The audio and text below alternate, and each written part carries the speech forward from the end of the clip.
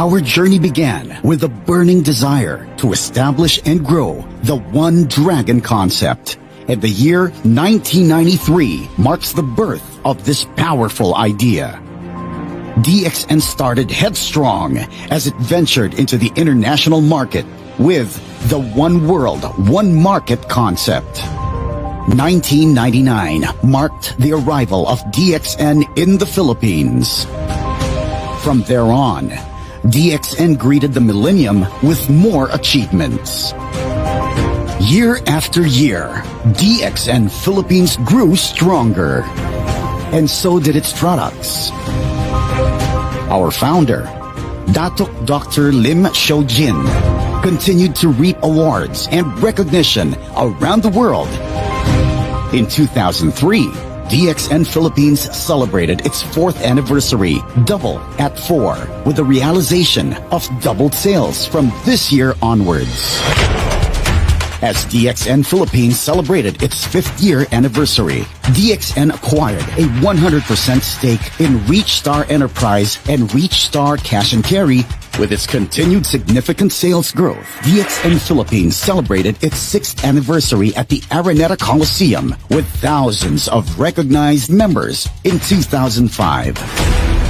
2006, 2007, 2008 were the years of consistent awards and recognitions. Also, DXN Philippines was certified as a member of the Direct Selling Association of the Philippines. 2009 had a significant impact on its 10th anniversary with more than 10,000 attendees that intensified business sustainability and successful partnership spanning the decade-long existence in the industry. The 11th anniversary celebrations theme, Enriching Lives, Fulfilling Dreams, happened in 2010, where the unique atmosphere of Philippine festivities and traditions was also celebrated. DXN Philippines continued to celebrate the annual recognition of New Star Diamonds and above with the staging of the 12th anniversary. Continuous market leadership and global expansion accentuated its leadership in promoting health and wellness in 2012. The year after, DXN Philippines staged its 14th anniversary, Unstoppable, for recognizing continuous effort, resiliency, and strong market leadership. In 2014, the growing number of distributors through bigger, better, bolder platform was envisioned. The local expansion of DXN Philippines became more visible with the establishment of additional DXN branches. 1 year after, DXN Philippines celebrated its 17th year with its slogan, Intensify the Power Within.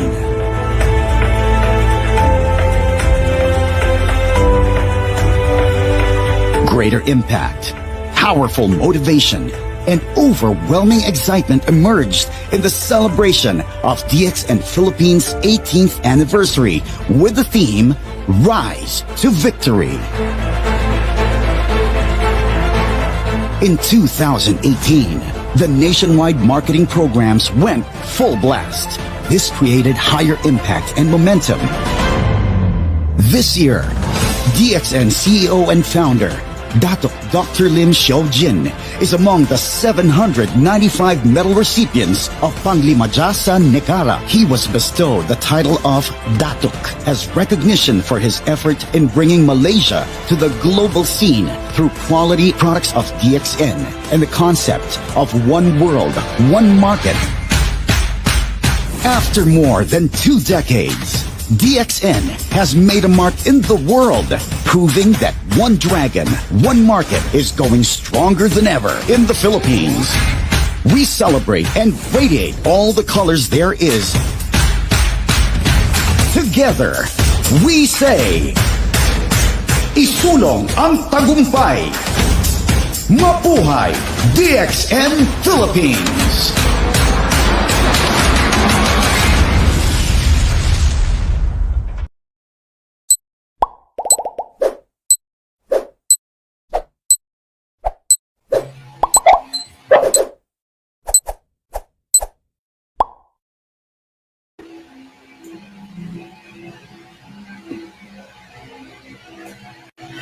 Good morning, DXL Philippines, Luzon, Visayas, and Mindanao. Magandang umaga sa inyong lahat mga partners.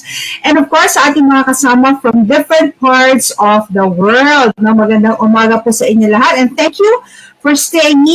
Kahit medyo na-late kami ng konti, but you're still there together with us as we wait yung magandang topic na pag-uusapan natin ngayong hapon na ito. Napakahalaga ng topic na i-discuss sa atin ng ating guest for this afternoon. But before we go to our guest, syempre, kailangan na batiin muna natin ang ating mga nakasama ngayon dito. Of course, all our Crown Ambassadors, starting from Tita Junie Kiding and si Mercy, si Tita Neng Suelto, si Tita Sylvia Imbong, si Tita Stax, si Tita Jill Sevillano, si Marquine at si Jonathan Lopez, and of course si Marwan and si Rose Mapa. Good morning sa inyong lahat and all our active diamonds, or star diamonds, star rubies, star agents, and of course our service center directors who's always supporting ang ating live stream. Ganon din sa ating mga partners from other parts of the world. Nakikita ko dito mga kaibigan natin, mga partners natin from Malaysia, from Spain. Okay, so yung mga nakita natin kayo, Christy Roca is watching with us. Miss Rina Carbonell, good morning, DXN, watching with you from La Union. Ayan, si Christina Di Malimbot, watching from Santa Rosa, Laguna. Si Jason Pasha, watching from Bulacan. Noel Bulos, good morning, DXN, Malaysia family. Yan, taga Malaysia sila. Noel. Si Makiling Sepra Helen, good morning, DXN watching from Morocco. DXN is my forever. Sana lahat ganyan ang mindset that DXN is indeed your forever. Si Miss Shona watching from Amam, Jordan. Good morning, Miss Shona. Si Miss Jessie Lubang, good morning, DXN family around the globe watching from Hong Kong. Yan, si Raymart Lamak. Good morning, DXN watching from San Pablo City. Si Novilin Dugay is also watching. Miss Rebecca Orpiano, magandang buhay. DXN Philippines, greetings from Bukit Tungku, Kuala Lumpur, Malaysia. But before I call on Bok, meron tayong mga mahahalagang updates, training updates na gusto i-share ng ating marketing team para sa inyo lahat, so you could log in into your calendar. Okay, ang ating ASC from Visayas, si Mr. June. Good morning. Beautiful. Huwag mo lang ba masyadong pinagkakalat. Okay, si Doc na lang ang batiin natin today. Alright, so Miss Franz, pwede na po ba namin makita ang mga susunod na schedule for our schedule for the national trainings? Ayan, so it's Sonia time. This is 2 Saturdays, November 13 and November 20 at 10 a.m. Ang guest speaker natin, walang iba, kundi si Miss Tina Maring Suelto, so double diamond from Davao City. And this will be hosted by Miss Juliet Togano. I highly encourage everyone who haven't tried yung Sonya, probably naririnig nyo lang, o baka na-try nyo na pero hindi nyo tinuloy-tuloy. These are 2 sessions, 13 and 20, 2 Saturdays of this month. Na pwede kayong makinig ulit, pwede nyo pakinggan ulit, pwede nyo sabayan sila para makita nyo kung ano ba yung ginagawa sa Sunya. Siya na nga rin si Franz. Okay, next, we have BTS, ang usong-uso ngayon, BTS, but ang ibig sabihin dito sa atin is built to serve. Okay. I-interviewin po ng ating ASC from South Luzon, si Mr. John Estanyol, ang ating Star Diamond and Service Center Director na si Miss Lani Po. Okay, so this is their service center launching ng service center natin sa Masbate. And last but not the least is on November 25, that's a Thursday, ang ating health and product in focus that we do every month. Napakaganda po ng topic natin for this month. It's Alzheimer's Awareness Month. Ang title ng ating Doctor is in is about cholesterol and gout. Malalaman natin kung ano yung cholesterol. But I'd like to share with you a trivia, a very interesting trivia. Actually, natuwa ako doon sa trivia. Ang sabi dito, you can't live without cholesterol. Wow, parang tunog good news. Kasi ibig sabihin, chicharon ba yan? Chicharon is life. No? Kaya lechon kawalit, pwede ba yung araw-araw, no? So sige, tanungin natin kay Doc kung ano ibig sabihin ng you can't live without cholesterol. No? Partner naman ng cholesterol ay ang one more trivia. That's another trivia that I saw is even children can have high cholesterol. Naku po, that's really a sad news sa panahon natin ngayon because of the food that we eat, no, and even the kind of lifestyle that we have, lalo na ngayong pandemic. Talagang pati mga bata ay tumataas na ang cholesterol. We also have the gout as a topic. No? Ito, pag naririnig ko yung gout, I always associate it with pain. Kasi lahat ng kilala ko na sinasabing may gout sila, as in sobra daw sakit na halos gusto mo na lang putulin yung paa mo. Normally, usually, no, the usual part is the foot. Pero based on what I saw kanina, hindi lang sa paa umaatake ang gout. No? So, kailangan maintindihan natin kung bakit nagkakaroon ng gout. And of course, the best is how could we prevent it. Minsan kasi nagagaling ang gout or yung attack sa mga masasarap na kinakain natin like peanuts, chicharon bulaklak, mga yan. No? Alam ko yung iba gusto rin yan, but yun nga, nagkakaroon ng pain after. So, another trivia, yung dumi ng ibon, di ba pag nakikita niyo na nalalaglag sa minsan sa kisame or sa pasama, ano ba ang tawag doon, or even sa kotse, di ba? Pag nakita niyo parang puti, no? Ang sabi that is uric acid pala. And kadalasan kapag maraming ganun, you would see na naapektuhan yung pintura ng kotse. So, can you imagine what the uric acid does to our joints?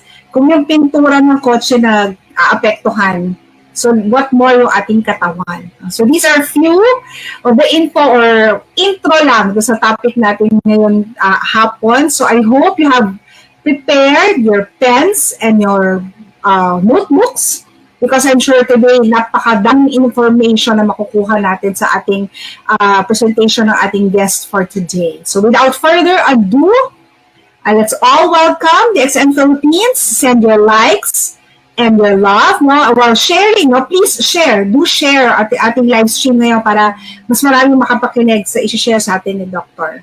So it's all welcome. Love, asa ng mga likes and loves ninyo? Let us see.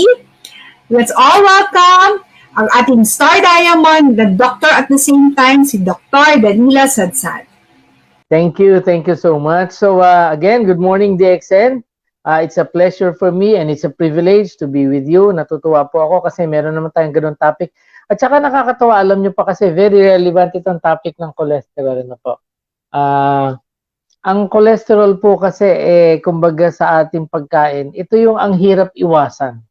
At sabi nga ni Ma'am Eileen, you can't live without cholesterol. Is it a joy or gusto mo yun yung later on ba mababasag yung joy natin na hindi pala pwedeng mabuhay na walang cholesterol? Pero, pwede bang kumain tayo ng kumain na may cholesterol? Well, we'll find out soon. So, ang topic po natin ngayon is cholesterol and gout. So, hindi ko na po kayo paghahantayin. Let's go on with our slides. Yan, sige. So, next slide. What is cholesterol? Yan. Ang cholesterol po is a waxy fat-like substance made in the liver. It's found in the blood at saka sa lahat po ng cells ng body. Ang importante po sa cholesterol, hindi pwedeng wala tayong cholesterol sa katawan because kailangan po siya for making cell walls, yung protection ng ating cell, mga tissues and hormones po ng ating katawan at saka yung vitamin D para sa strengthening ng bones natin. And bile acids, ito po yung kailangan natin para matunaw yung mga tangaba na kinakain natin. Now, ano yung importance ng cholesterol sa ating katawan? Next slide. So yan, cholesterol is produced in the liver and by most of the cells. Ang importante po dito, ito po ay dinadala sa ating dugo ng tinatawag na mga couriers o yung mga taga-bitbit ng cholesterol, yung mga lipoproteins. So, kailangan natin siya sa ating katawan. Bakit kailangan ng pang-build ng structure ng cells natin, cell membranes? Importante yan. Then, sa mga hormones, importante po yan. Bakit? Kagaya ng estrogen, testosterone, mga adrenal hormones natin. kailangan po ang cholesterol to be able to build them up. At importante po, para maging malakas ang ating mga buto, kailangan natin ng cholesterol to produce vitamin D, plus exposure to the sunlight. And of course, hindi po natin kayang tunawin yung mga taba na kinakain natin kung walang cholesterol because it is there to produce bile acids. Ito po yung apdo, yung katas ng apdo na siyang panuno ng taba. So, importante po ang cholesterol sa ating katawan. Yan. Makita nyo, this is just a chemical structure of cholesterol. So, makita nyo, halos lahat ng hormones importante sa atin. Sa lalaki, yung mga androgen. Sa babae, yung estrogen. Importante rin yan. Even po yung mga steroids na kailangan sa ating katawan, glucocorticoids, at saka aldosterone, corticosterone, mineralocorticoids, kailangan po ng ang cholesterol dyan. Kaya, importante po ang cholesterol. And it's used for yung digesting fats.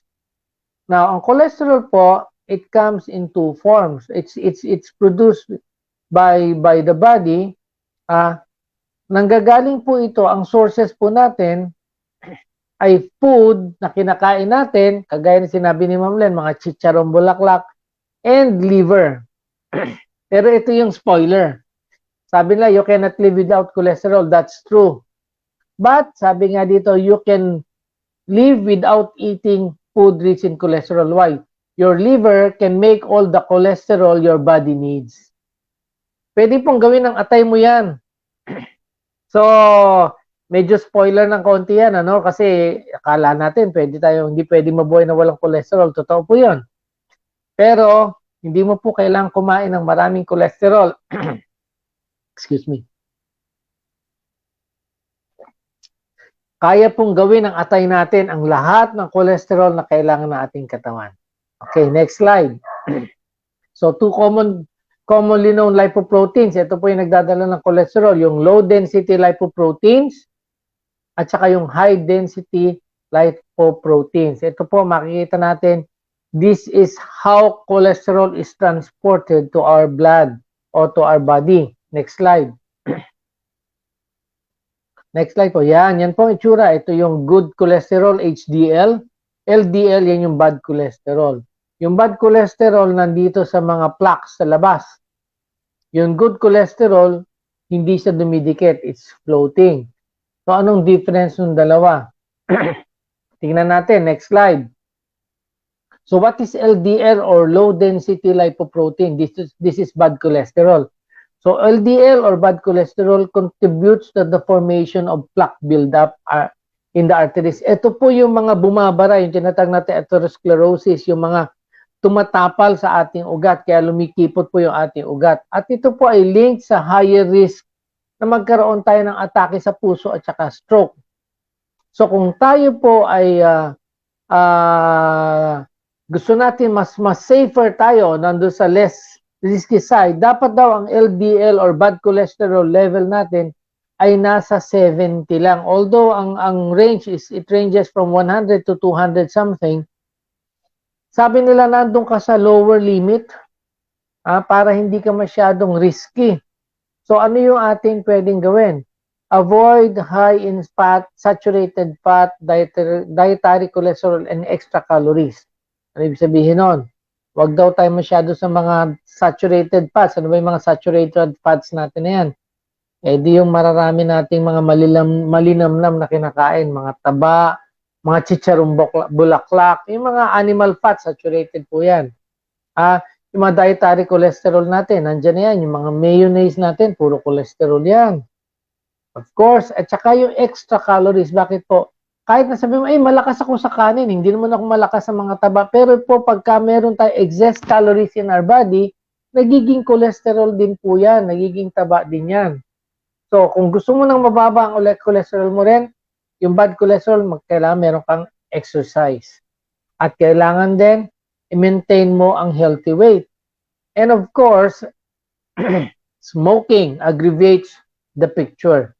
Kaya nga yung mga naninigarilyo po dyan na gusto nyo maging safer ang inyong puso, hindi kayo ma-stroke at hindi kayo ma-atake kagad at mapigilan ng pag-build up ng cholesterol sa ating ugat, well, it is wisdom na tumigil po tayo ng smoking. Next slide.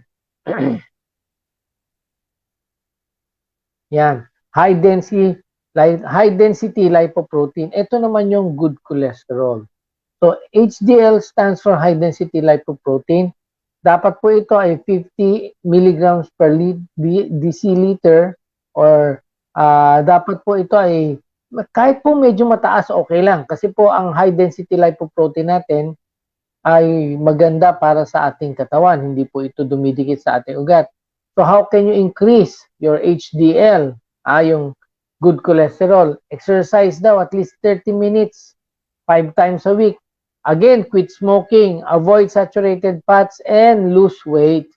Ibig sabihin, mas maganda po sa ating katawan na ang ating good cholesterol ay mataas. Kaya importante po, nandun tayo sa tamang timbang natin.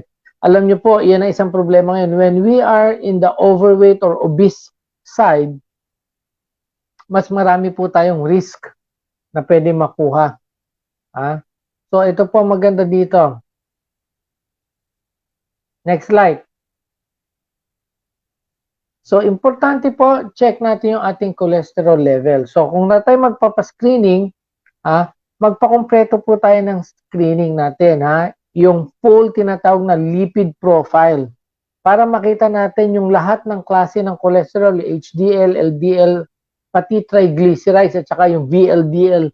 Ito po yung lahat ng mga taba na pwedeng makasira sa ating katawan na dapat na-check natin at na-monitor natin sa araw-araw. Okay. Next slide, please. Yan. What is a healthy blood cholesterol level? So, ano yung tamang-tama lang para sa atin? So, for people na merong mga arteries na who have plaques in their arteries o may medyo nasa high risk na, cardiovascular risk, dapat po is below 70 milligrams per DL ang ating cholesterol level, lalong-lalo na po yung bad cholesterol. Ngayon, yung mga walang risk factors, yung LDL natin, dapat mga nasa below 100. 100 or below. Okay? Dapat po, yung mga tao na medyo hindi mapigil ang cholesterol, at meron pa mga comorbidity, may diabetes, may hypertension, kung minsan, para ma-maintain natin yung ating good cholesterol tsaka bad cholesterol levels, may kailangan tayong mga medication na iniinom. So, kung minsan kailangan talaga nating maggamot. Now, anong pwede nating gawin? Para bumaba ang cholesterol. Unang-una, sinasabi nila, based doon sa trivia ni Ma'am Eileen, sabi niya, you cannot live without cholesterol. Pero ito sabi niya, you do not need cholesterol in your diet. Pambasag yan, Pambasag ng fan. Sabi niya, you don't need to eat food that contains cholesterol. Your body can produce all the cholesterol it needs. Okay, high cholesterol foods are often foods that are high in saturated fats. This food should be limited in a healthy diet. So, ibig sabihin, hindi tayo pwedeng mabuhay ng walang cholesterol, pero hindi natin kailangan magpaka-indulge, magpakasarap sa pagkain ng mga matataas sa cholesterol. Bakit? Kayang gawin ng ating katawan ang lahat ng cholesterol na kailangan natin. Okay. So, ano yung mga pagkain na merong cholesterol? Next slide. Next slide, please. Yan. Food that contains cholesterol. Cholesterol in your diet is mainly from, galing sa animal fats. Yung mga meat, mga dairy, mga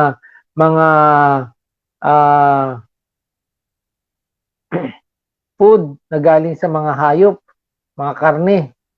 Meron ding mga galing sa mga, lalong-lalo na po yung karne ng mga process. Pero yung mga plant foods po, mga galing sa halaman, ay wala po silang mga tinadalang cholesterol. Kaya mas maganda po talaga yung prutas at gulay. Okay? So, ano pa? How to avoid? Paano nating i-avoid yung saturated food? Saturated fats. Kasi po, karamihan ng mga karne, saturated fats. Avoid fatty meats. Yung mga karne po na mataba, huwag kayong wagyu ng wagyu kasi kaya masarap ang wagyu na steak Kasi maraming taba yan in between. Okay.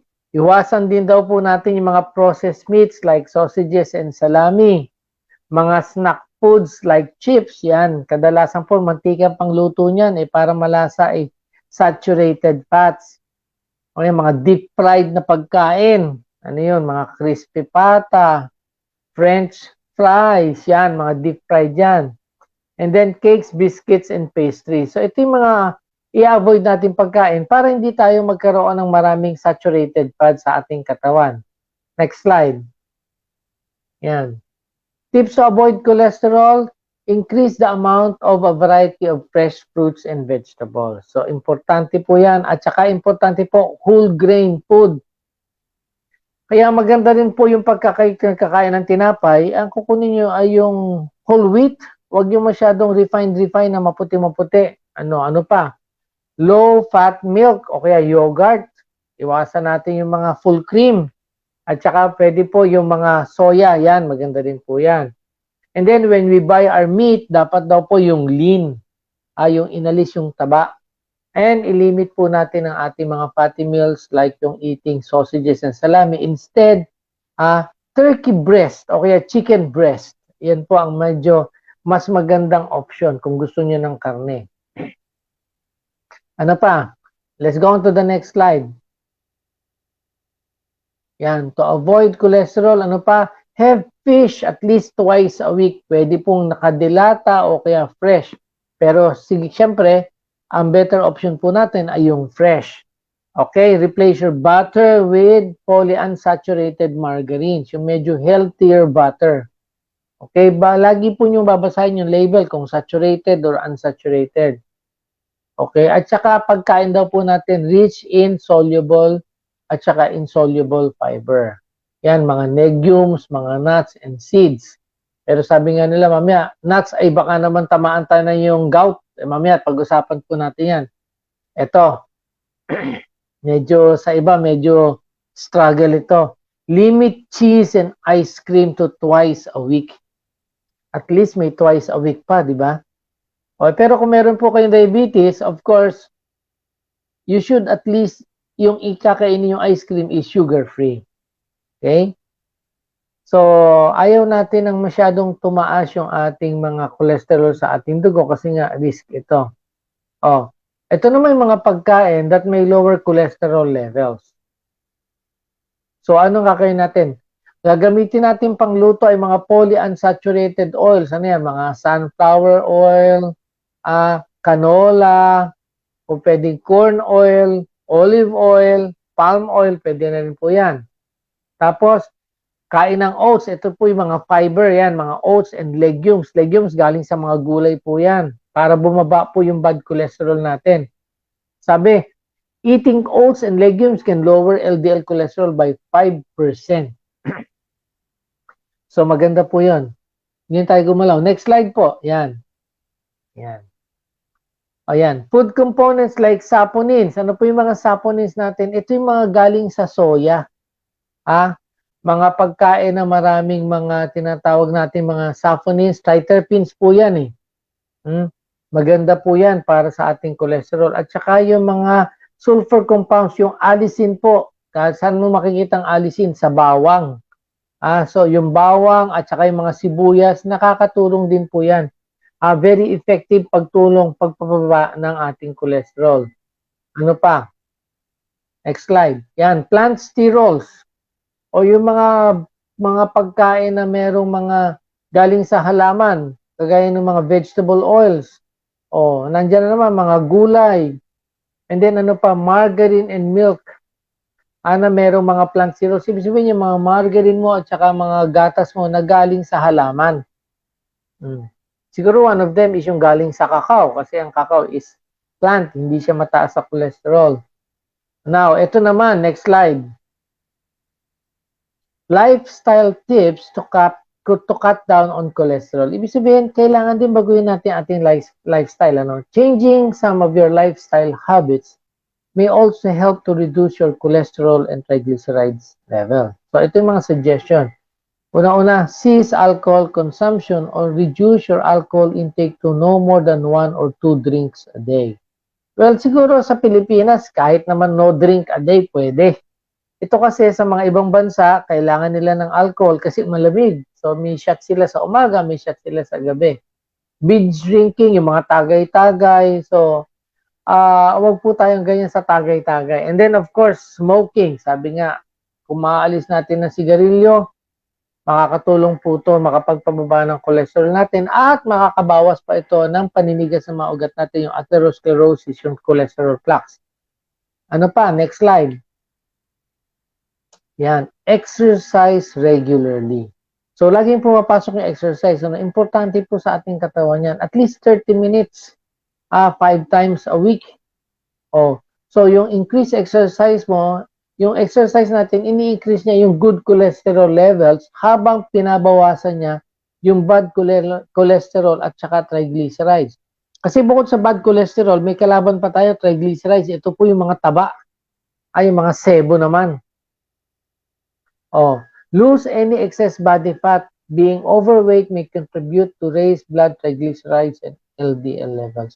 Parang andali, ano? Lose any excess body fat. Well, actually, medyo may struggle tayo dyan. Kasi karamihan sa atin, although we may look proportion, pero pag nagtimbang tayo, based on our normal height, yung average weight natin, kuminsan overweight tayo. So, dapat we will really strive to maintain or keep our weight within normal limits. And then, of course, control yung blood sugar. Kasi pag mataas ang blood sugar mo, tumataas ang increase mo ng nakakadagdag po ito ng problema. Bakit? Tumitigas din yung mga ugat at mas malaki ang tsansa na ikaw matake sa puso at ma-stroke. Kaya nga po pagka tayo may diabetes, automatic kailangan mababa yung cholesterol natin. Now, next slide. Medication may be needed. So mga tao na talagang kahit na mag-diet, kahit na magbago ng lifestyle nila, hindi pa rin mapababa ang cholesterol. Bakit? Nasa lahi nila. May mga genes talaga na ang taas ng cholesterol, ang papayat naman, halos di na kumakain, pero hindi talaga mapababa ang cholesterol. Ito po yung mga pagkakataon na kailangan meron tayong tinatawag na medical intervention. Painumin na natin ng gamot. Or kung tayo ay merong mga high risk, kagaya ng mga sakit sa puso, dapat ang cholesterol po ay talagang mababa. Kaya kailangan tulungan na ng medication para mapababa. Baka hindi nakakayanin ng diet lang. So, importante po ang cholesterol sa ating katawan. Pero, kagaya na sinasabi natin, if you have too much cholesterol, lalong-lalo na yung bad cholesterol in your body, tayo po ay merong tinatawag na risk. Nandun po tayo sa delikadong side na magkaroon tayo ng problema sa puso, ma-stroke tayo, magkaroon tayo ng atake sa puso. Kasama na rin po dyan yung ating pagtaas ng blood pressure. Kaya nga po importante na magkaroon tayo ng yung bang kagustuhan, the desire. Yung talagang magkaroon tayo ng intentional na kaparaanan para yung ating cholesterol ay makontrol natin. Kasi po, pag mataas ang cholesterol, maraming problema. Lalong-lalo na po para sa ating mga ugat at sa ating puso. So, we don't want to have high cholesterol. Now, matutulungan ba natin ang mga products natin yan? Then, yeah, matutulungan po natin yan, but we will discuss it later. Bago tayo pumunta sa product, gusto ko po magpunta dun sa susunod na topic. Aside from problem in cholesterol, meron pa tayong problema, yung gout.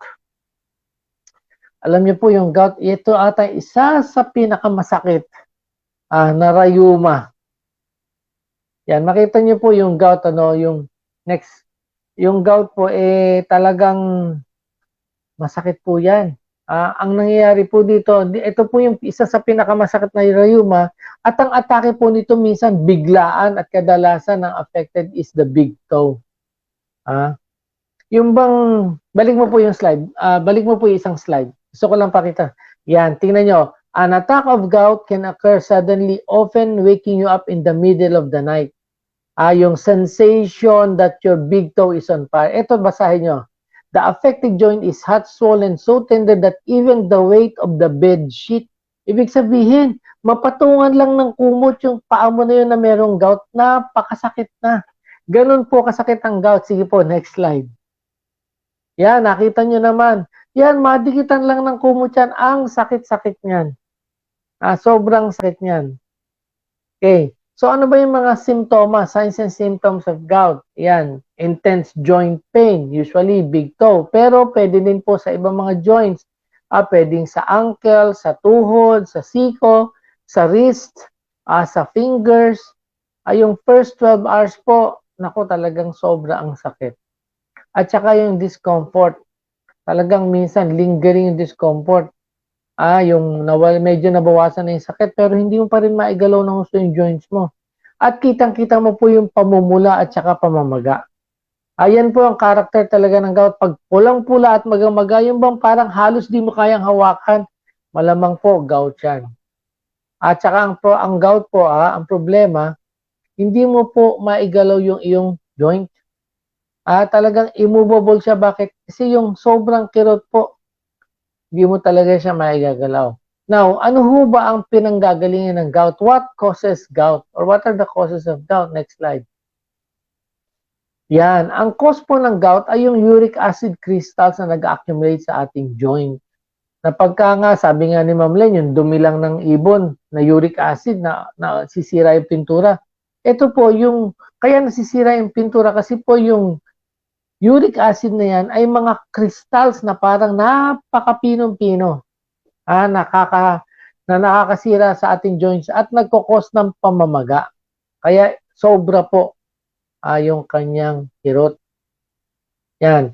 So, paano nangyayari yan? Pag meron po tayong mataas na uric acid sa ating dugo. Yan. Usually po, ang uric acid na puproduce ng ating katawan pag tayo ay nagtutunaw ng mga purines yung galing sa mga protein natin. So, talagang meron tayong uric acid sa ating katawan. Pero pagka nadagdagan pa to ng sobra, tataas ang uric acid natin at pwede tayo magkaroon ng gout. So, bakit? Kasi po, may mga pinanggagaligan ito na pagkain. So, ano yung mga pagkain rich in purines? Ito po yung pwede makatrigger ng gout. Next slide. Yan. So, ano yung pwede? Red meat, mga organ meat, yung mga laman loob. Yan daw po ang mataas sa purine at pwede makatrigger ng gout. Ano pa? Yung mga paborito ninyo, anchovies. Ano ba anchovies? Bagoong, sardinas, mussels. Ano ba yung mussels natin? Yung mga shellfish, scallops, trout, tuna. Yan po yung mga masasarap na seafood. Yan po malakas makagout. At isa sa pinakamalakas po is alcoholic beverages, lalo na ang beer. Sabi ni iba, Doc, hard naman ang iniinom ko, alcohol pa rin po yun. And then ano pa yung sobrang mga tamis na mga beverages. Bakit po? Karamihan po kasi yan ay fructose, lalong-lalo na yung mga paborito nyong milk tea. O yan, nakaka-increase po ng levels ng uric acid yan. So, dapat po medyo tingnan natin yan. So, ang magiging isa pang problema natin sa gout, yung ating uric acid, dapat ito nakaka-filter sa ating urine. Pero pag sobra po ang uric acid natin, at hindi na kayang ilabas ng ating urine, naiipon po siya sa katawan. At siya po ay nadideposito sa ating mga ugat. Kaya nagpo-produce siya ng pamamaga. Kaya lang dapat mag-iingat din po tayo kasi kung maiipon siya sa ating katawan at hindi mailabas ng ating ihi, then meron pang mga consequences. So, ano yung mga risk factors na pwedeng mag-increase ng ating uric acid level? Yan, yung diet natin. Next slide. Yan, diet. Weight, importante po yan. Mas overweight ka, ang katawan mo, mas maraming uric acid na pinoproduce at yung ating kidneys po, nahihirapan alisin siya. Ano pa? Medical conditions. Ano po yung mga medical conditions niya? Kagaya ng mga diabetes, obesity, ang mga metabolic syndrome. Yung po mga diabetic, mataas ang sugar, mataas ang cholesterol, mataas ang triglycerides, mataas ang blood pressure. Yan po yung metabolic syndrome. yan po delikado sa gout yan. At yung may mga sakit sa puso at syempre may mga sakit sa kidneys, yung mga nagda-dialysis, prone po sa gout yan. Ngayon, may mga gamot din po na pwedeng makataas ng gout natin. Ha? Yung mga diuretic natin, pampaihi, yung mga sakit natin, mga gamot natin sa high blood na iba, yung mga ACE inhibitors, saka mga beta blockers na yan. So yan po ay nakakapagpataas din ng gout natin. At syempre yung mga anti-rejection drug, yung mga binibigay po dun sa may mga transplant. So ano pa yung risk factors na pwedeng tumaas yung ating uric acid? Yan, family history ng gout. So pagka sa pamilya nyo, lahi nyo talaga yung merong gout. Kaya yung tatay ko may gout, kaya ako may gout din. So mas likely na mag-develop tayo ng gout. And then age and sexes.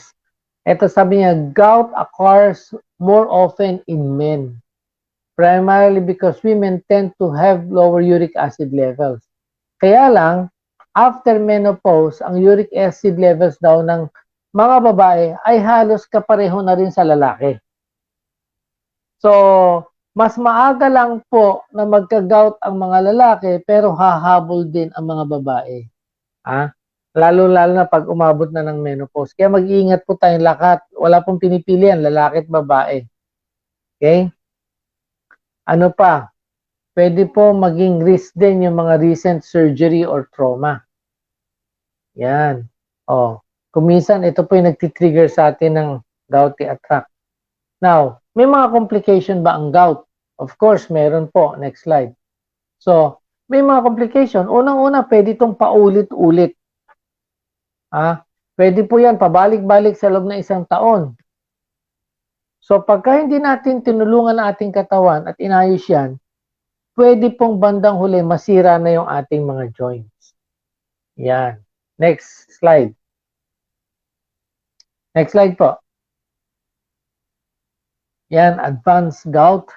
So, ito yung sinasabi ko sa inyo na pag hindi natin siya na gamot o natulungan at talagang nagdeposito sa ating mga joints, ito yung magkakaroon tayo ng mga tophi. Ito po yung nakikita nyo na matatambok yung daliri, matatambok yung dito sa siko, na meron para mga nakabukol na pero malambot naman siya. Yan po ay mga uric acid na crystals na nagdeposit na sa ilalim ng ating balat na nasa joints. Ang tawag po dito ay mga tophi. Ito po ay hindi masakit, pero pagka kayo nagkaroon ng acute gout attack, ito po ay nagiging masakit. Ano pa ang pwedeng komplikasyon ng gout? Sabi ko nga sa inyo, itinatapo natin ang uric acid natin sa ating kidneys. Pero kung sobra na at hindi kakayanin ng kidneys, pwede itong mag-settle yung mga crystals at maging uric acid stone sa ating kidneys. So, yun ang problema natin dyan. So, how do we lower? Paano natin pababain yung mga uric acid levels natin sa ating katawan ng natural? Of course, kailangan po natin ng diet. Limit purine-rich food. Magbabawas po tayo ng kain ng mga mataas sa uric acid. Ano yan? Seafood, some types of meat and seafoods. Hindi naman lahat po ng seafoods kasi ibang isda hindi naman mataas sa uric acid. Pero yung binanggit natin kanina, yung tuna, yung trout, mussels, yung mga halaan natin, yung mga talaba, mga tahong na yan. At of course, yung mga ibang shellfish natin, mollusk, yung mga alimango, yan. And some vegetables. Ano yung mga vegetables na yan? Mga broccoli na yan. So, mataas ang uric acid yan. Ito pa, listahan po ng uric acid na mga pagkain na nakaka-uric acid. Next slide po. Yan, mga organ meats, yung mga laman loob, pork, turkey, lalong-lalo na po yung mga balat, at saka yung mga selected fish and shellfish, scallops, yung cauliflower, green peas, dried beans, mushroom na sariwa, yan, nakakataas din po ng uric acid yan. Next slide. So, paano natin papababain? Next slide po. Yan. Lower po natin yung blood sugar natin. Yung sugary foods po, yan. Nakakadagdag po ito ng uric acid, lalong-lalo na po yung mga corn syrup na yan. Kasi po karamihan dyan ay fructose. Ito pong fructose na to, pagka kinakain natin yan, yan po ay mas madalas nakakapagpataas ng ating uric acid. Ayan, mga sugary beverages, ano po yun? Mga soda. Next slide. Yan, mga soft drinks po. Maski po yung mga fresh fruit juices. Lalong-lalo na yung mga concentrated kasi maraming fructose ito. Yan. So, gusto po natin, yung fructose natin, usually yan, 55% to 42% ng yan ay glucose, nagiging blood glucose sa ating katawan. At alam po natin, pag medyo tumaas-taas yan, magkakaproblema tayo. Kaya dapat talagang magbawas tayo ng asukal. Ano pa ho, dapat po para mas maalis yung mga uric acid sa ating katawan, magkain tayo ng mga high fiber, mga rich food, kaya high fiber rich smoothies. Ano ba yung mga high fiber mo na rich smoothies? Siyempre yung galing sa mga kasama yung mga pulp ng mga prutas natin. Ano pa? Kailangan po inom tayo ng maraming tubig para malinis ng gusto yung uric acid sa ating katawan, para mailabas ng ating kidneys. And then, of course, avoid alcohol. Ang alcohol po ay talagang trigger po ng ating uric acid. At the same time, nadi-dehydrate po tayo. So, pag dehydrated, mas maiipon yung uric acid crystal sa ating katawan. Okay? Lalong-lalo na po ang beer. Bakit po? Kasi bukod sa trigger ng alcohol, ang beer mismo ay merong purines na nakakataas ng uric acid.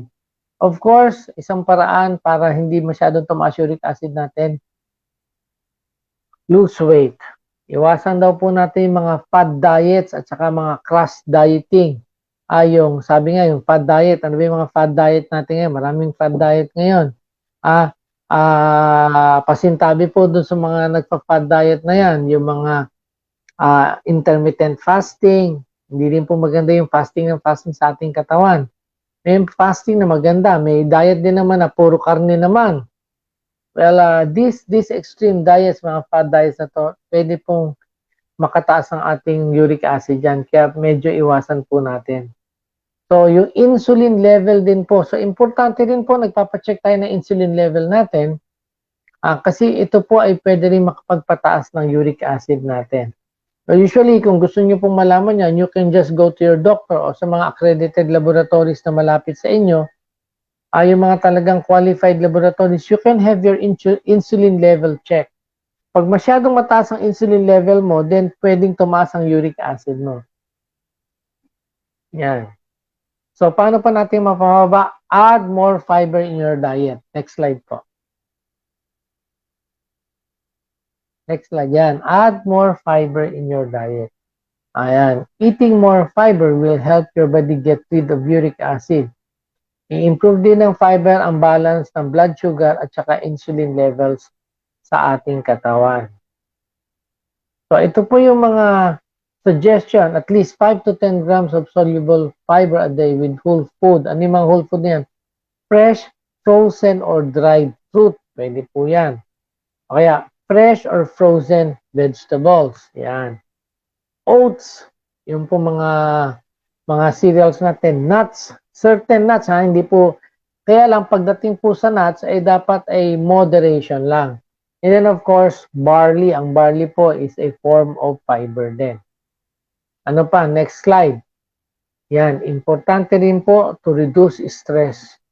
So, stress, poor sleeping habits, too little exercise, pwede po ito mag-lead sa inflammation. At saka pagka meron tayong inflammation, pwedeng tumaas ang ating uric acid. So, para ma-relax tayo, pwede tayo magawa ng mga breathing exercises, kagaya ng yoga, o kagaya ng mga, ano yung sa Chinese Tai Chi, yan, maganda po yan. So, para naman sa good sleep, ito po ay suggestion for good sleep hygiene.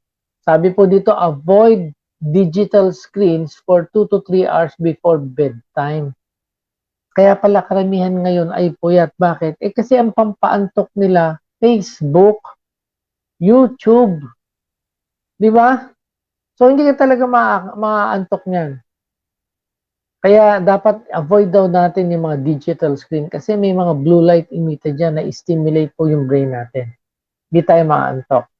Sleeping and waking at consistent times every day. Ibig sabihin po, mas maganda po kung ang oras ng tulog natin at oras ng gising natin ay consistent. Kung ikaw ay alas 5 gising, parang body clock mo yan. May ibang tao kahit na anong gawin mo, alas 5 gising na. Yung iba naman din tao, pagdating ng alas 10, antok na, tulog na. So mas maganda daw po yun na yung sleeping and waking hours mo ay consistent every day. And then of course, avoid caffeine after lunchtime. And then, isa pang pwede natin gawin para makatulong makapag-lower down o maiwasan tumaas ang uric acid natin. Next slide. Check your medication. So, yung mga low-dose aspirin, mga B3 natin yan, niacin, nakakataas ng uric acid yan. Pampaihi, yan, mga chemotherapeutic drugs, at saka yung immune suppressing drugs, mga steroids natin. Pwede pong makataas ng ating uric acid level. So, importante po, next slide. So, importante po is for us to reduce yung ating cholesterol at saka yung ating uric acid levels is to maintain a healthy lifestyle. Hindi po ito pwedeng mga shortcut na basta may gagawin ka lang, wala ng uric acid, wala ng cholesterol. Wala pong shortcut dyan. It's a lifestyle. Ibig sabihin yung araw-araw na ginagawa mo, ito yung makakatulong sa'yo para hindi ka mag-overshoot dun sa normal levels ng iyong cholesterol at saka ng iyong uric acid. Now, ano pa? Pwede tayong mag-supplement. Kaya nga po tayo nandito sa DXN. So, yung supplementation po, pangtulong po yan. Hindi po yan gamot or hindi yan substitute sa mga gamot natin. But they can help us out. Why? Kasi po, marami tayong mga food supplement na maraming pangtulong sa ating katawan. Like one, yung ating RGGL.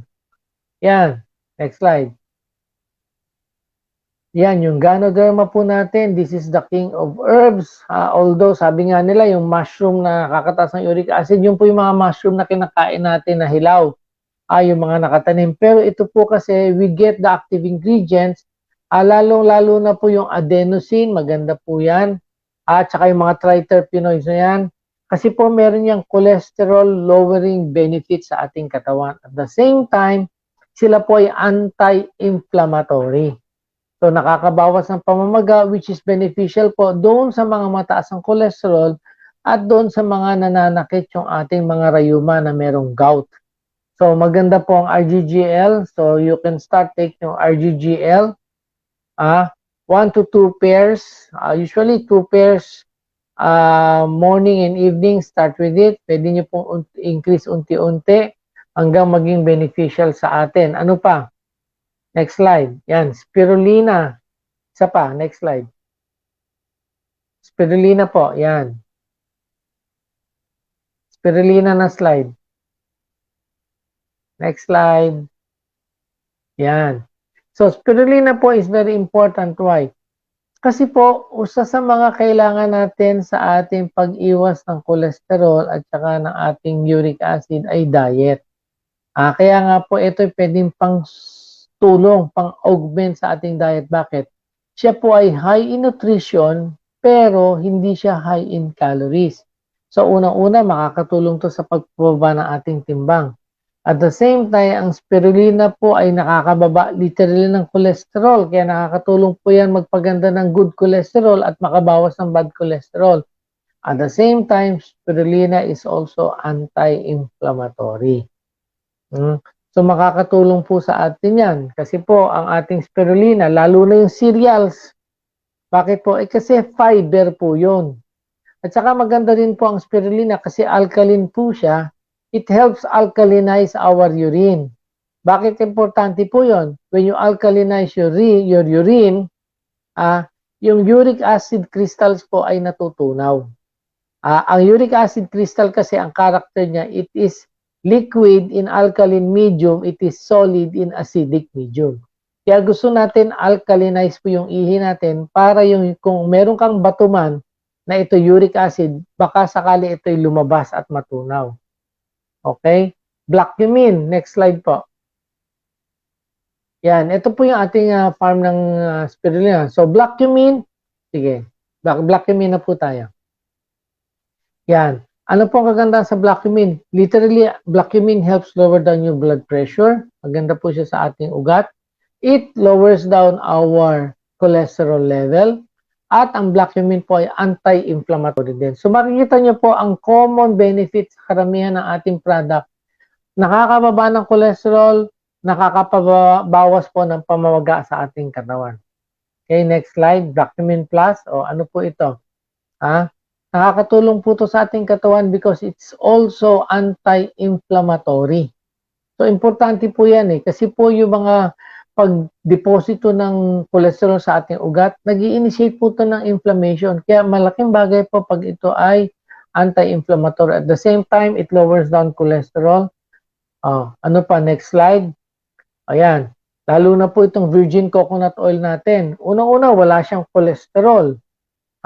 At nagmo-mobilize po siya at pinatataas niya ang good cholesterol sa ating katawan. At the same time, proven na po ang virgin coconut oil na ito ay anti-inflammatory. Kaya nga nitong mga panahon nito ng COVID, yung mga may COVID po na infection, pinainom din po ng VCO kasi it's anti-inflammatory. Next slide. Andrew G. Alam niyo po, ang Andrew G in itself is anti-inflammatory. At the same time, nakakatulong po ito makabawas ng ating blood sugar. Alam niyo naman, pag mataas ang blood sugar, yung ating katawan, nagre-respond din yan, tumataas din ang cholesterol. Parang magkakabarkada yan Pag tumaas ang blood sugar mo, tataas din ang cholesterol mo. So one way of controlling your cholesterol is control your blood sugar. Ang tulong po ang Andrew G dyan. At the same time, Andrew G is also anti-inflammatory. Next slide. Lion's mane. Ang lion's mane po, it contains a lot of adenosine. Ang adenosine po helps open up your blood vessels, kaya maganda po ito sa daloy ng dugo natin. Again, if you will study Andrew G, ang lion's mane po, ang lion's mane is again anti-inflammatory. It can help improve po yung sa ating bituka. Yung pag-absorb ng bituka, paglilinis ng ating katawan. Yung ating good bacteria, kaya nga po, mas mailalabas natin. Mas magpa-function na maganda yung ating bituka at malilinis natin ang ating katawan.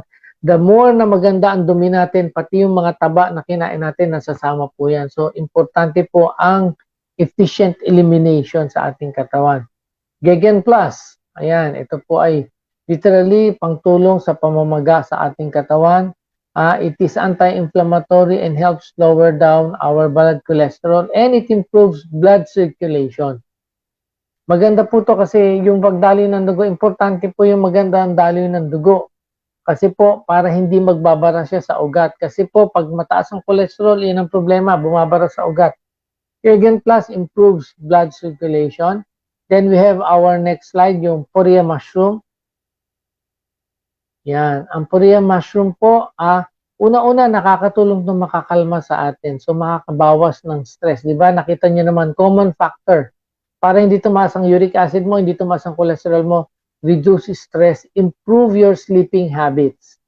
So, PDS can be helpful for us. At the same time, ito po ay merong mga tinatawag nating polysaccharides at saka meron siyang triterpene. So, maganda rin po siya pampababa ng cholesterol at dahil may polysaccharides, siya po ay anti-inflammatory din.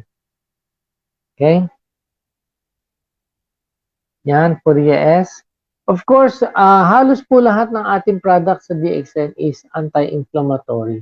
At karamihan po ay nakakapagpababa ng ating blood cholesterol. So, ang suggestion ko po, ito po ang aking suggestion. Next slide. Ay, nawala yung supplementation. Kung makita niyo po yung number ng supplements natin na nasa arsenal ng DXN, lahat po sila ay nakakatulong. Maraming po nakatulong. Una-una, malaking advantage sa atin yung ating spirulina na cereals. Kasi po yan ay fiber. Panlinis ng ating bituka. Of course, yung RGGL natin, primarily anti-inflammatory yan. It can literally lower down your cholesterol level. Sama ng spirulina and all the rest of the product. So, ang sa aking suggestion po maging maingat tayo sa ating kalusugan. Maintain a healthy lifestyle. Keep yourself within your normal weight. Eat properly. Yeah? Healthy diet po. Avoid too much stress. Ang stress po ay magandang motivation para tayo maging masipag at tayo magsumikap. Pero pag sobra po ang stress, pwede rin po tayong pahirapan yan. And of course, para maiwasan natin ang sobrang stress, magkaroon tayo ng adequate sleep. Huwag po naman masyado sa gadget. Medyo i-minimize na po natin ang gadget. Kasi it's doing more harm than good. Hindi po tayo marirelax niyan kasi yung blue light emission lang, may strain tayo, may stimulate tayo. And of course, always live in moderation. Alam niyo po, yun ang importante sa buhay ng tao. Moderation. Huwag ka dun sa extremes. Kasi sabi nga nila, merong cliche, too much of everything is bad. Anything that is too much is bad. So, kailangan po, alalay-alalay lang, hinay-hinay lang. Sa pagkain po natin, we must be very sensitive sa mga kinakain natin. Choose what we eat. At sabi nga nila, you are what you eat. So, wag po tayo masyado dun sa mga karne, mga meat products. Indulge more on fruits and veggies, but more on veggies, lalo-lalo na po yung mga leafy vegetables. Maganda panlinis ng katawan yan. Drink enough water, at least 1 to 1.5 liters a day. And then, of course, choose your supplement. Kung kayo po yung naka-RGGL, continue taking RGGL. Naka-spirulina, continue taking spirulina. If you have blackcumin, continue taking blackcumin. At kung meron kayong mga underlying illnesses, may mga sakit, high blood, may diabetes, yung po mga ating supplement ay really very, very efficient na pangtulong po sa mga gamot na iniinom nyo so that you can maintain your normal blood pressure at para ma-maintain niyo yung normal blood sugar levels niyo. And of course, importante po to maintain normal cholesterol levels. Sabi nga ni Ma'am Eileen kanina, you can't live without cholesterol, but you don't need to indulge in cholesterol but because your body can produce all the cholesterol it needs. So, nasa tamang pag-aalalay po natin yan sa ating buhay, sa ating pagkain. Exercise regularly. Maganda po ang exercise. Hindi lang po ito makakatulong makababa ng timbang, makakatulong pa rin po ang exercise makabawas ng stress. Exercise is a very good stress reliever. So, with that, maraming salamat po and good morning everyone. I hope na meron po kayong natutunan with our session today. Doc, ang sakit naman sa dibdib ng mga shinare mo ngayon. Napaka-spoiler na. But the topic today was really very interesting. Na yung BFF pala, si cholesterol na saka si sugar. Na pag may problema ka sa cholesterol, definitely may problema ka na rin sa sugar. So, ganda ng mga huli mo sinabi na yung mga part of the lifestyle na dapat meron na tayo ngayon. Sleep, exercise, nakalimutan mo yung ice cream paminsan-minsan, no? Pagpapahingayin muna natin ikaw. Let's wait for a few minutes lang kung meron magkakaroon ng question. And while you're resting, meron tayong mahalagang announcement para sa inyong lahat. Let's all watch this.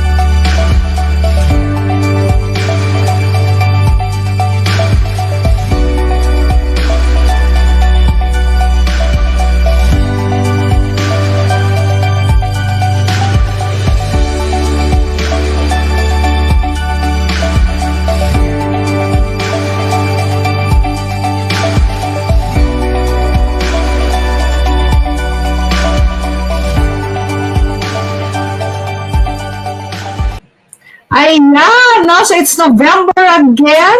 We are celebrating anniversary na naman po. Panahon na naman po ng anniversary. Pwede ba natin makita yung poster? Nakaka-excite, no?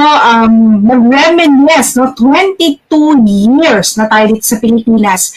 So we're celebrating virtually ang ating anniversary on November 27 at 1 p.m. At take note ha, FB Live po ito. So talagang handa nyo lahat ng mga downlines ninyo, mga prospects ninyo. Make sure that you are tuned in on November 27. Make sure that you are present sa anniversary na yan. Alright? So Doc, are you there? I'm here. Ayan. No? So, tingnan natin, may mga question ba? Actually, meron nag-private message sa akin, Doc. Kasi you were mentioning about cholesterol, di ba, and fats. What is your take daw when it comes, and when you mentioned about the different kinds of diets na uso ngayon, no? So, what's your take about keto? Keto diet. Ang keto diet kasi is high in fat. So, literally, you increase your triglycerides kasi mga ano yan, mga oils. So you literally indulge in high protein, high fat diet. So it doesn't only increase your cholesterol and triglycerides, it also increase your uric acid levels. Diba? Kasi the reason why you get thin, bakit nagpa-fat burning ka sa keto diet, is you deprive your body of carbohydrates. So ang ating katawan, meron yung tinatawag na backup. When you don't have your primary source of energy, you shift to what you call reserve energy. So, wala siyang mainline na energy, yung mga asukal, carbs. Yan ang mainline energy mo when you need to burn up and you need to consume energy for your cells to function. Pag wala kang mainline, you go to your backup. Ano yung backup mo? Fats and proteins. So, saan mo kukunin yan? Sa mga taba mo at saka sa mga muscles mo. Kaya yung mga nagkikito, nagwe-wasting. Pumapayat, kahit kumakain sila ng karne, pumapayat sila. Pero nangyayari, hindi naman pwedeng mawala yung karne na yan sa katawan mo. Bakit? All the meat that you eat na may mga bad at saka bad cholesterol at saka taba, they will all get deposited in your body. Kaya nga sabi ko, yung iba, sabi nila, hindi, Doc, bumababa nga po eh. How come bababa eh? Talagang pinupuno mo nga yung katawan mo ng mga fats and cholesterol. Now, yung isa pa, yung intermittent diet. Well, yung intermittent fasting. Fasting is good. Pero kung maabot ko dun sa point na nahihirapan yung katawan mo, again, if you fast, ang feeling ng katawan mo, you don't have your primary source of energy. So, you again shift to your secondary reserve. Magtutunaw ka ng taba, pero at saka magbabasag ka ng muscles. Pero once you break down muscles, you develop high levels of uric acid. Kanina may nag-comment dito si Miss Rose para no? Sabi lang niya, gusto na niya i-declare o sabihin na 20 years na siya nag-take ng supplements and she is a leukemia survivor. Kaya malaking pasalamat daw niya sa mga DXN products natin. Okay, Doc, ito, Miss Merly Torres. Doc, okay lang ba sa high blood at mataas ang uric acid ang araw-araw na pagkain ng talbos ng kamoteng bagin? Okay? Or sweet potato? Well, actually, okay kung yung talbos ng kamote, because this is fiber, so wala pong problema dyan. And hindi naman siya masyado mataas sa uric acid since kung mga dahon-dahon po yan, it helps clean up your, yung mga nakain natin sa ating intestine. And it helps lower down uric acid levels. So, wala pong problema. I don't see any problem with it. Meron ba sa kamote? Anong problema? Utot. So, okay. Another question, Doc. This is Evangeline Veloria.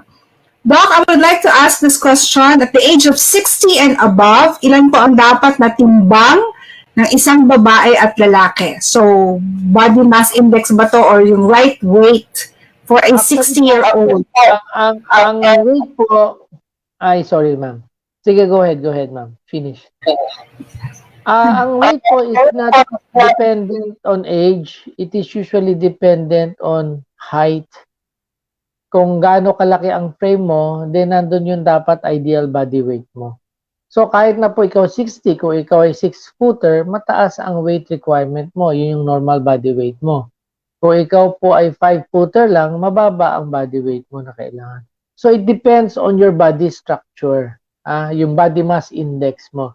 Now, yung obesity, usually it's yung body mass index mo, yung BMI, mas magandang basihan po yan, is if you don't go beyond 26 BMI.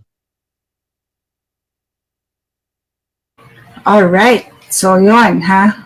Doc, ito pa, last, hindi na pa last. Nakakapagpababa po ba ng cholesterol ang pangangain ng dahon ng insulin? So, ano kaya yung dahon ng insulin? Would you know? Hindi ko ho alam ba't tinawag na insulin yung dahon na yan, pero ano po ba ang laman? Ano po ba ang laman ng insulin na dahon na yan? Kasi po, it depends kung ano po yung lamahan, ano po. Hindi ho po pinangalanan ng insulin yan, insulin talaga ang laman yan. Kasi ang insulin usually galing sa tao, hindi galing sa halaman. Alright. Baka naman ang ibig niyan sabihin is nagpapababa ng insulin yung dahon. But anyway, Ms. Marty, kung makakawin mo pong ma-text kung ano talaga yung pangalan ng halaman, please do so. Sabi ni Renato Gingone, thank you for sharing your knowledge, Doc. Ang dami ko po natutunan. God bless you po. Alright. Meron pa ba? Okay, Doc, in-batch lang po natin to, mabilis lang. No?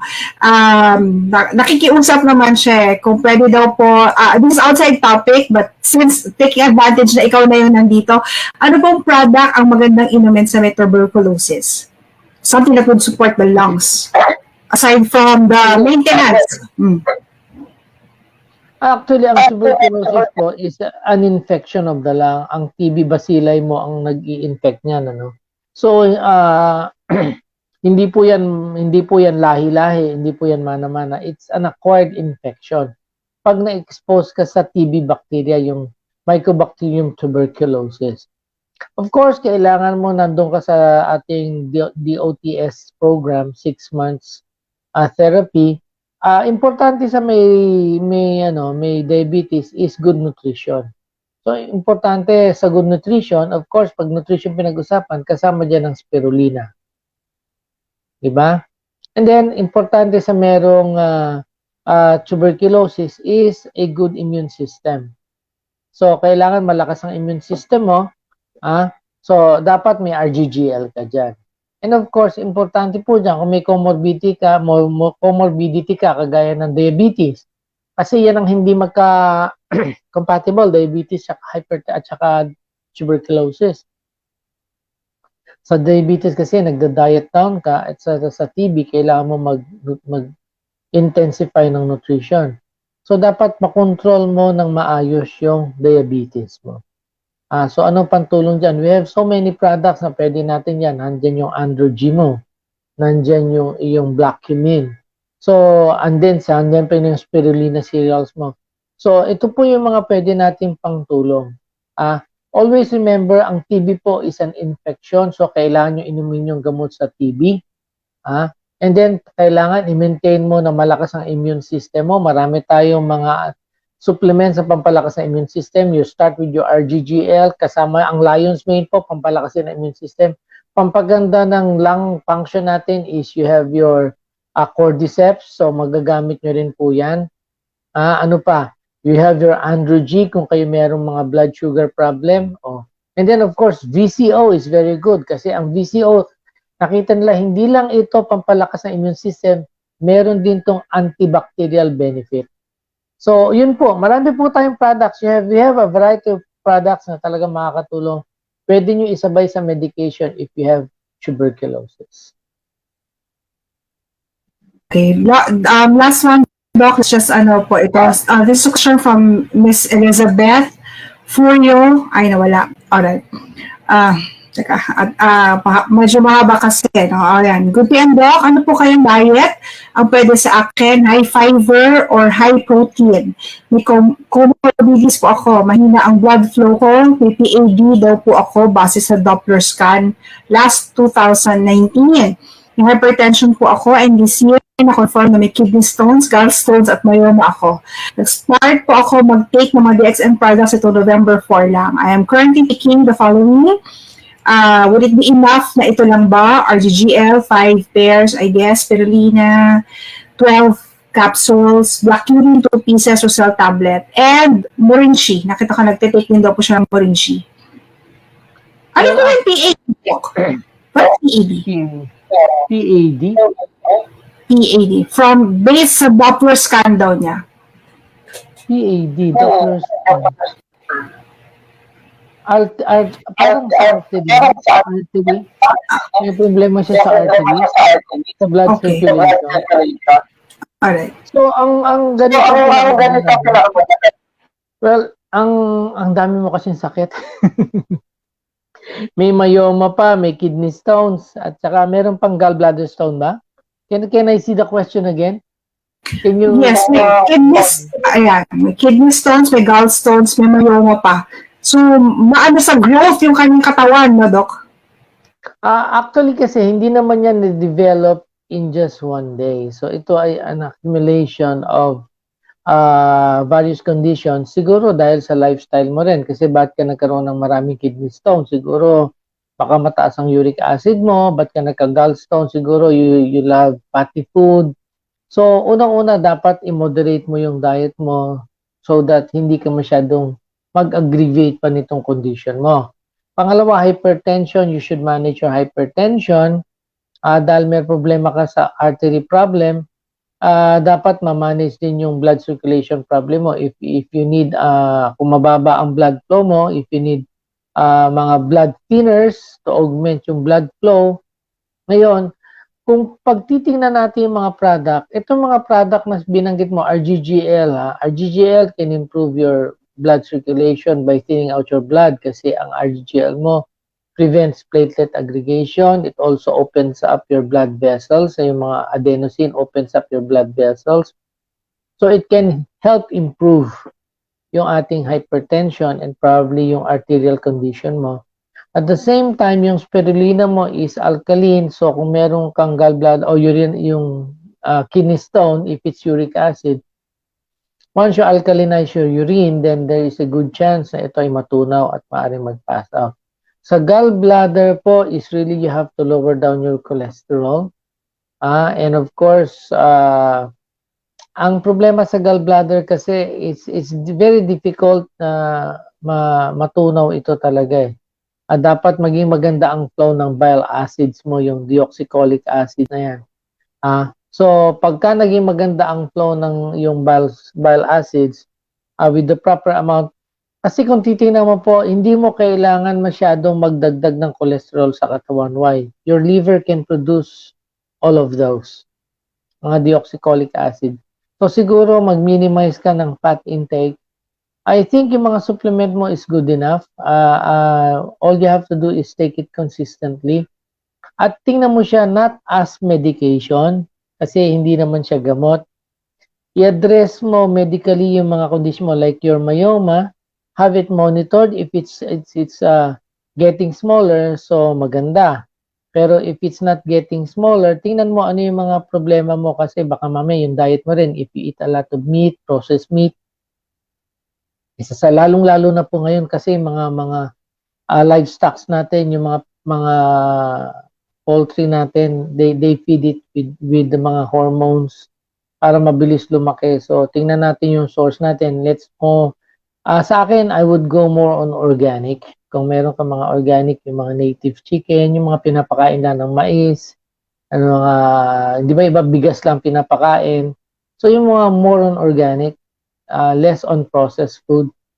And then, ang importante po dyan is health control. Yung mga kagaya ng yung blood pressure, kailangan makontrol yan. If you have medications for your blood pressure, so maintain po yung medication. Do regular follow-ups with your physician para makita mo yung status ng inyong mga medical conditions like your myoma, your stones, your hypertension, and your arterial problem.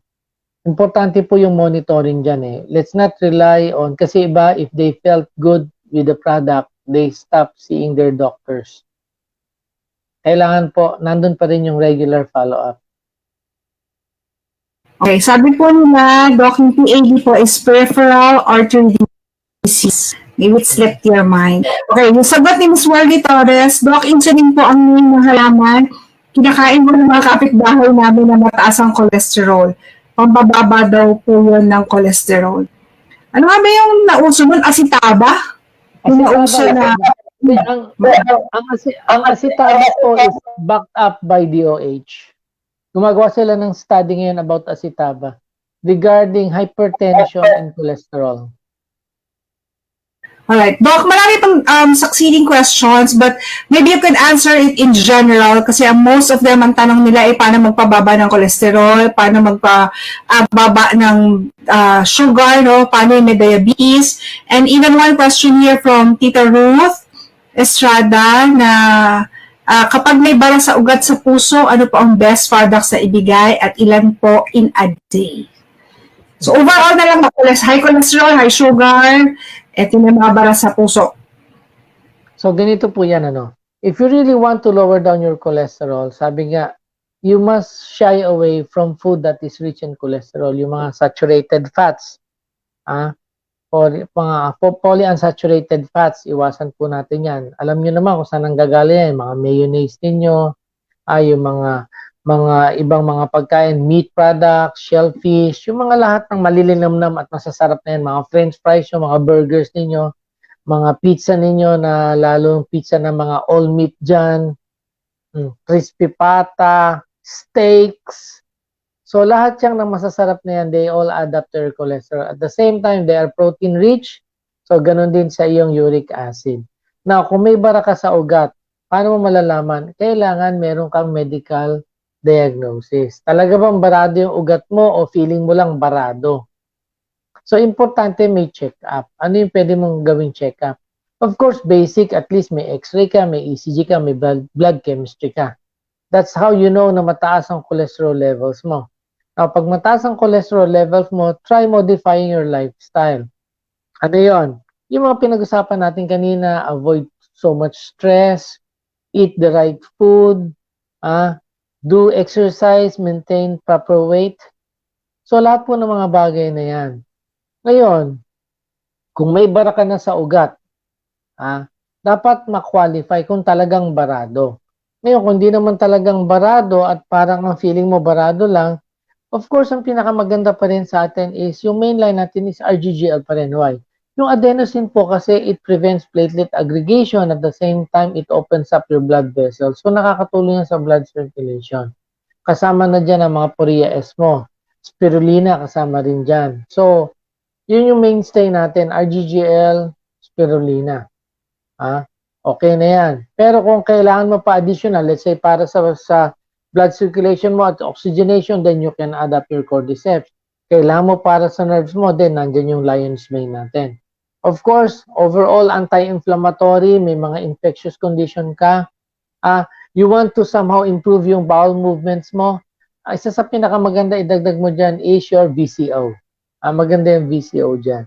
So, yun po yung ating tingnan. Tingnan natin yung general condition natin. At sabi nga natin dito, gawin natin, i-authenticate natin. Huwag yun based sa feelings lang, based sa pakiramdam lang. Ay, maganda na yung pakiramdam ko. Okay na ako. Pakiramdam ko parang barado yung ugat ko. Hindi po ganun. We have to really authenticate. Alamin natin, mataas ba blood pressure mo? Bumababa ba siya with the product? Kasi sabi na, ay, utok, wala na ako nararamdaman kaya hindi na ako nag-check up. Diba? So, dapat nandun pa rin po yung diligence na talagang bantayan natin yung ating kalusugan.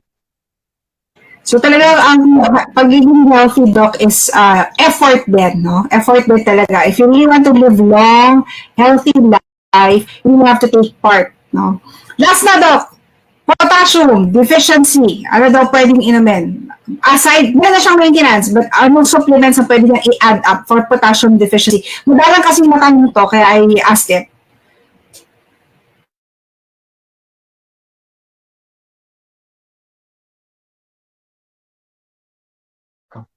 Yan. Ang spirulina may potassium yan, di ba? Actually, lahat po halos ng mga galing sa prutas may potassium. Kaya yung ating mga products po, it contains potassium. Even your RGGL contains potassium. So, bakit siya may potassium deficiency? Ano iniinom niya for potassium? Wala siyang nailagay, Doc. Sige, Miss Kasi Tessie po. usually, ang potassium deficiency is an underlying condition due to another condition. Oo.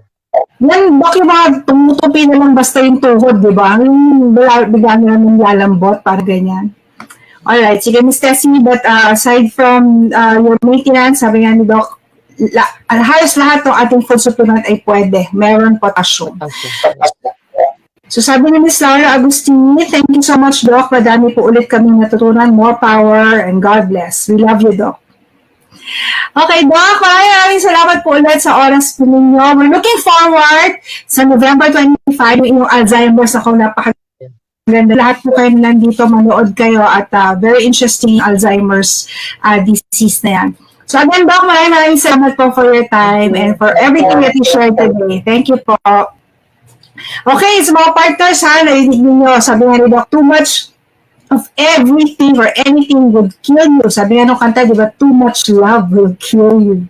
So let's start. Aside from the supplements that we have to help our body by having an active lifestyle, exercise, enough sleep, right food, at stress-free. Bawas-bawasan mo po natin yung stress natin sa ating buhay. So with that, maraming salamat. Tita Lina sa Tutamasan, good morning sa Miss Joanne, good morning. Again, take care of yourselves, everyone. Love God, do good, be thankful. Good morning, DXN.